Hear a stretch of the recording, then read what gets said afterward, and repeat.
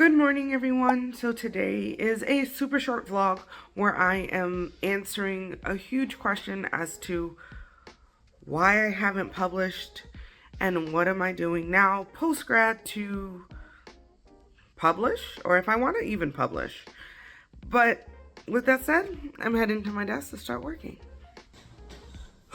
Okay, so first things first, have I published or did I publish while I was a PhD student? And it's not a complex question. Did I publish a peer-reviewed original research article? No, absolutely not. But I did have publications. I had a peer-reviewed exhibition critique. I published a book review. I published a short essay in a museum catalog. And so there were little projects that I was publishing on, but throughout the process, I struggled to publish original research, and there's a lot of reasons for that. So why haven't I published?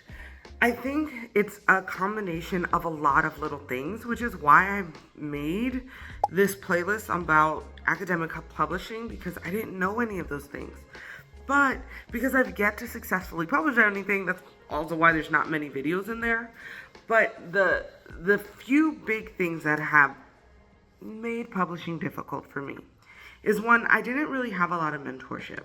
And so when I first got to my PhD, the advisor that I was supposed to be with had passed away like 2 weeks before I got there.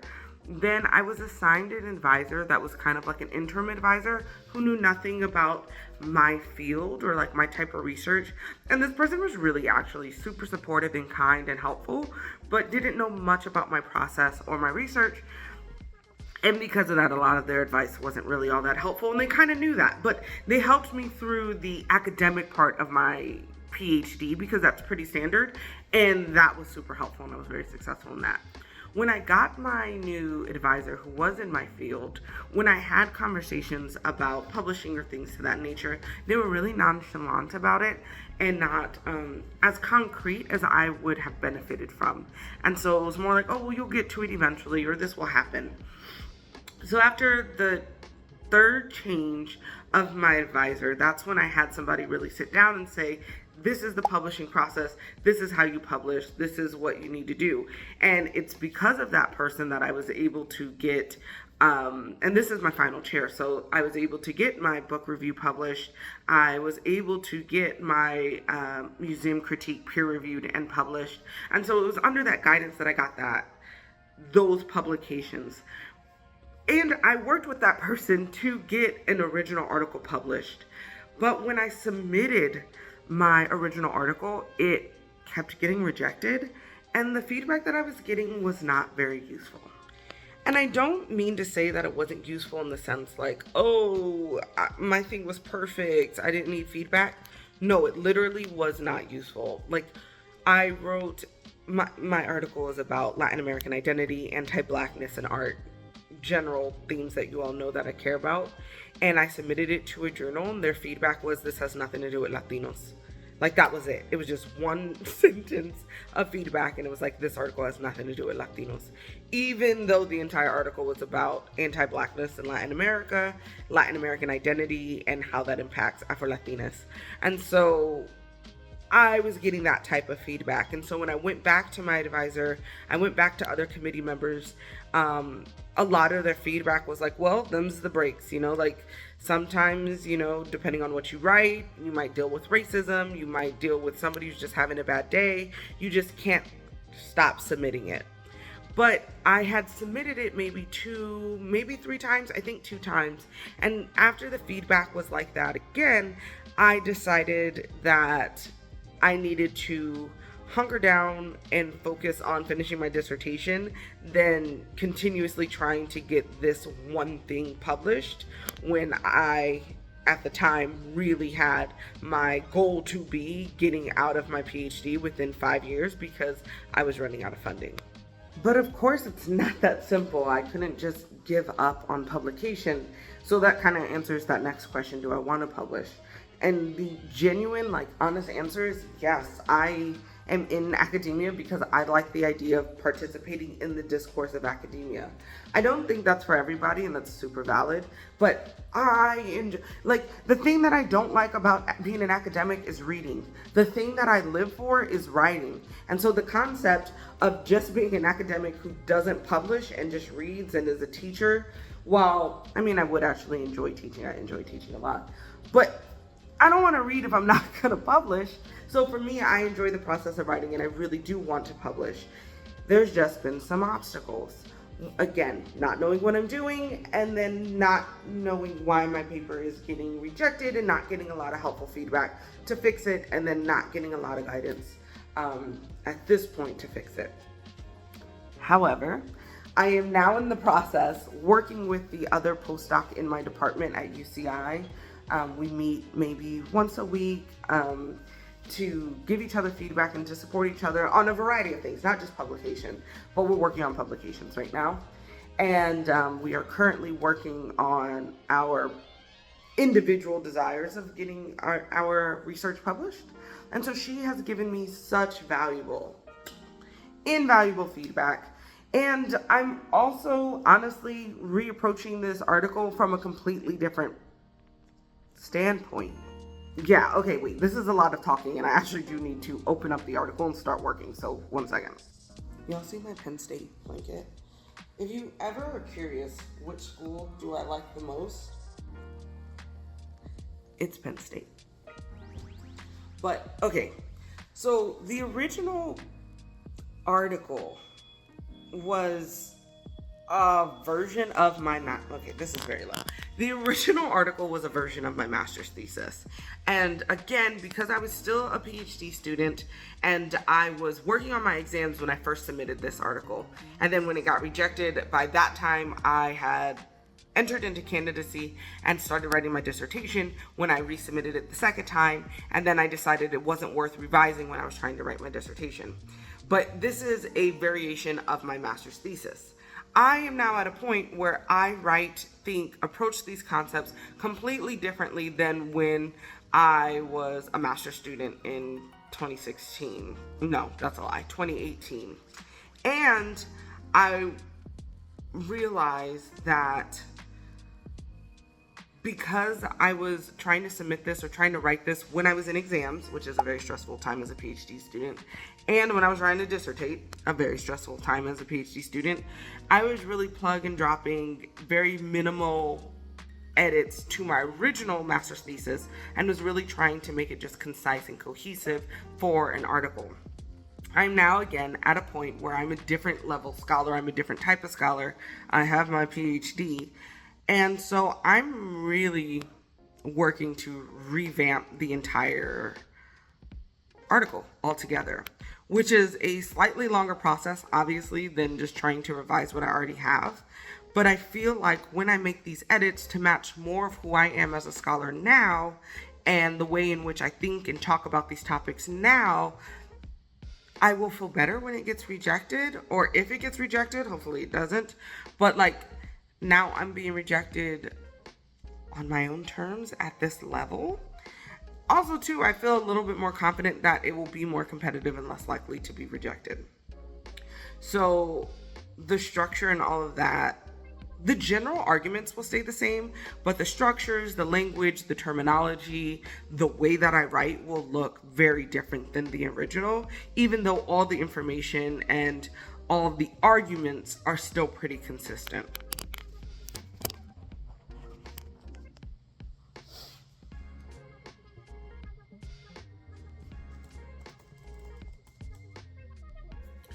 Another thing that I think is worth noting in relation to like my publication process is that I talk a lot about how important it is. Maybe I don't.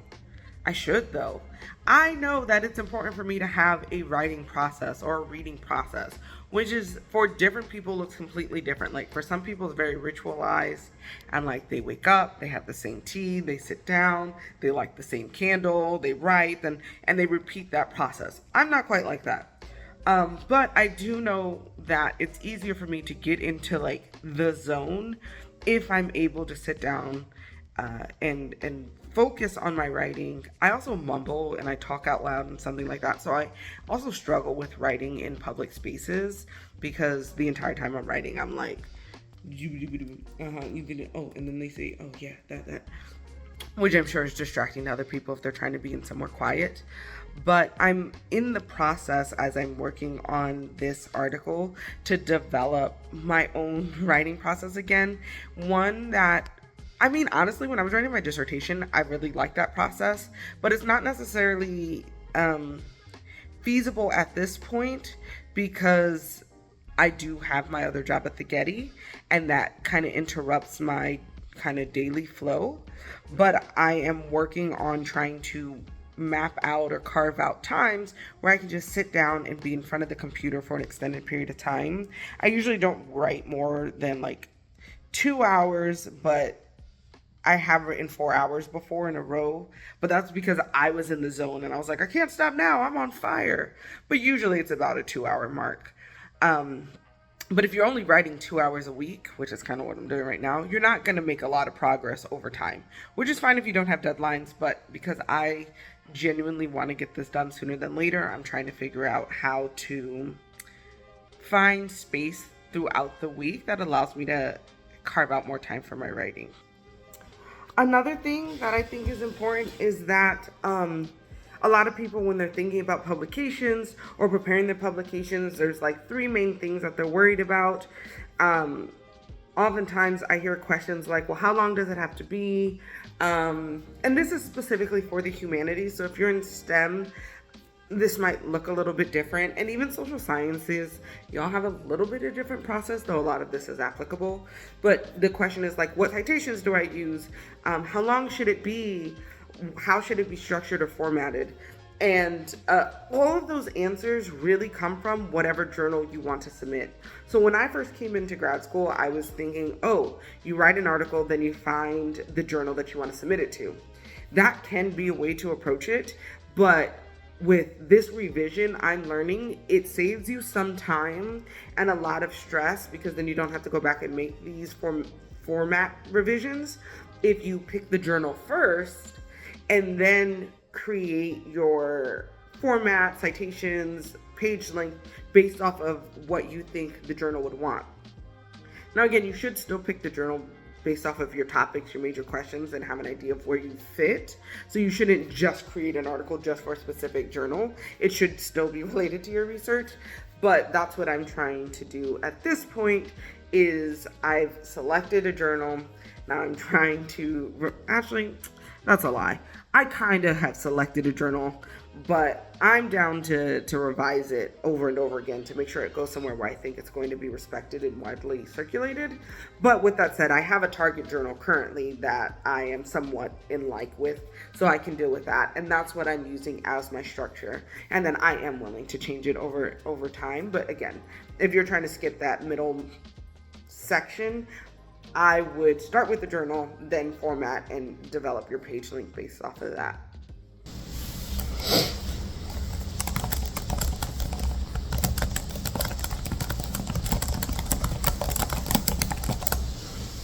Now I'm sure y'all are probably like, okay, so we know that you're trying to publish. Do you have a timeline? Yes. I don't feel very confident in this timeline, but it's what I'm trying to do. I'm trying to revise and edit the entire thing by mid-April so I can submit it to a mentor at UCI to get their feedback. And then once I get their feedback, I will submit it to a journal. When you're submitting an article, you can only submit one journal at a time. And sometimes the review process can take upwards towards a year. And I do have a video that talks about the academic publishing process if you're interested in knowing how that works. But because of that,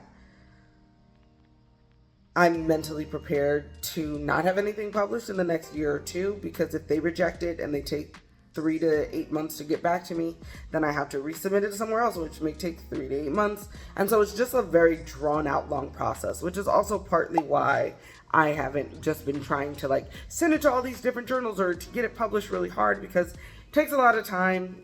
I do revise it every time, even if the feedback isn't super helpful.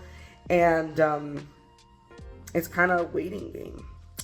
So that's where I'm at in regards to my publishing process, what I'm trying to do. I am generally excited. Like, I do like this topic and what I'm writing about. It's just, do other people care? I mean, I know people care, but will people publish it? You never know with academia. And then once I have this out of the way, I have a chapter from my dissertation that I want to turn into an article, but I mentally can't even wrap my head around having to revise that yet. So I'll probably won't start that until September or October. And right now I'm genuinely trying to just hunker down and get this article finalized and submitted. Now, if you have any questions about my writing process, about how I approach writing or anything like that, then I think you should probably head to this playlist where I talk about reading and writing as a graduate student, because all of that still applies to me now. I want to thank you all so much for watching and sitting through this chatty vlog about publications, and I hope to see you next week.